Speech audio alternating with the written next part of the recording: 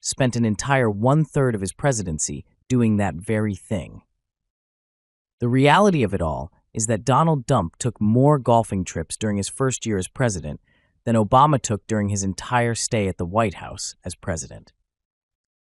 Let's face it, at the end of the day, the only thing of significance that Trump did when he was in the White House was very little himself. Most of what he signed into law was because of bipartisan efforts in the House and the Senate. He, unfairly, however, gets to take credit for what was accomplished. Now let's talk about the COVID pandemic that this moron botched, including handing out suggestions that disinfectants, because they killed the virus on contact, could potentially be injected in those who had contracted the COVID-19 virus.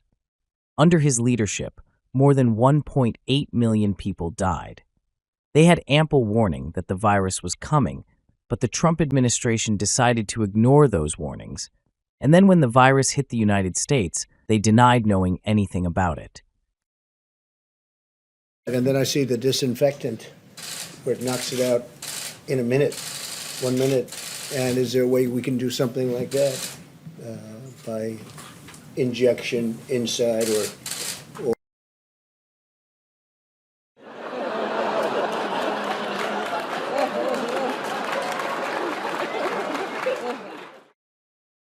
This meant a prolonged response to control, which ultimately ended up resulting in the deaths of more than 3 million people in the United States and more than 7 million people worldwide.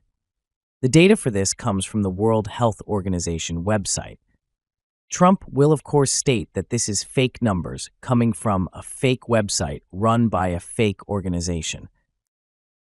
The Trump Organization was also slow in getting pharmaceutical companies to start work on developing a vaccine to solve the pandemic problem, largely because Trump himself is a vaccine denier, despite the fact that vaccines have been proven to work time and time again.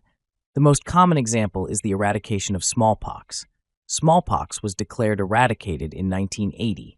There is no more smallpox, therefore, vaccines work. Another disease that has been eradicated by vaccines include 2 out of 3 versions of polio. Vaccines have also worked to eradicate at least one non-human disease as well. Rinderpest was declared eradicated in 2011. Rinderpest is a disease that is prevalent in cattle and buffalo, though any animal with cloven feet seem to have been susceptible to the disease. For ranchers, the eradication of this disease is a godsend because of the potential to wipe out an entire herd. Anyone who knows just a little about ranching knows how important this was. When an entire herd is wiped out, there is the potential of bankruptcy for the rancher, who already operates on very small profit margins to begin with. Those high prices you see at the store for beef is not because the rancher is overcharging beef buyers when the beef comes to market. It's because the stores are overcharging you. The buyers and the stores are the ones that control beef prices in the stores, not the ranchers. This is one of the things Harris is campaigning on. She wants to reverse inflation, with retailers reporting some of the highest profits ever in recent quarterly reports, including ground beef costs, up more than 40%, not to mention the high cost of other grocery products and necessities from other stores. You will hear Donald Trump mention inflation in passing, and that's only because he's genuinely worried about losing the election to her based on her increased popularity. But I digress. The point is that vaccines do in fact work. I will never understand why vaccine deniers continue to spout their beliefs that vaccines do not work when the data is right there in front of the world to see. Let's get back to Trump, though. He wants to make cuts in the area of Social Security, and he says he has a plan to roll back the so-called Obamacare. Okay? He tried to do that in 2016, but failed because he never really had a plan to begin with. That was just something he was saying he would for political reasons. He never really had a vision of replacing the healthcare plans put into place by President Obama. He blames Vice President Harris for the border issues. The reality is that the House and Senate agreed to a bipartisan plan that would take care of the border issues. Trump told his followers in the House and Senate not to vote to pass the bill. He wanted to be able to use the border problems in his campaign plans, and it would give him an excuse to blame the border problems on Biden and Harris during the campaign. He essentially wants, and is happy to tell anyone who will listen, that Harris and Biden let everything go with the border crisis, when the reality is that he was the reason the bill failed. This is part of his cult's plans to get him back into office. He knows that his first shot as president was a disaster, and he is trying to eradicate any memory of his first term. Then, when he gets into the Oval Office again, he wants to do everything he can do, turn the country into a dictatorship. After that, he wants to suspend the Constitution. Speaking of which, I want to take a minute, because I don't think anyone else has yet, to compare Donald Trump, aka Donald Dump, to Adolf Hitler. Let's take a look at the chart.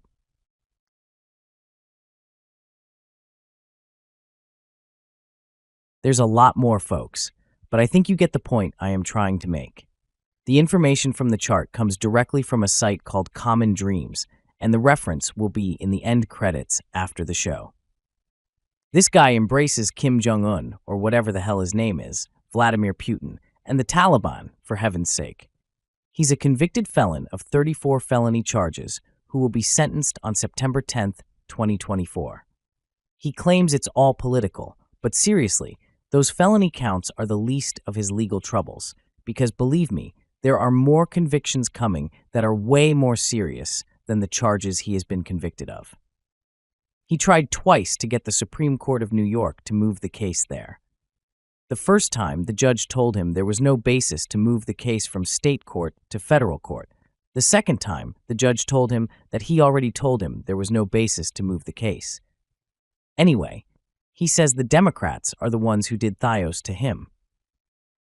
However, they are not the ones who falsified business records when the Stormy Daniels hush money was paid. They did not instruct his accountant to falsify records and fudge the data entries to hide the payment he made to her. The reality of it all, folks, is the Democrats had nothing to do with his raping women. They had nothing to do with him stating that women like it when you walk up to them and grab them by the crotch. How many times has this fool done this and gotten away with it? This makes him, in my book, a serial sex offender. No wonder he likes characters like Hannibal Lecter.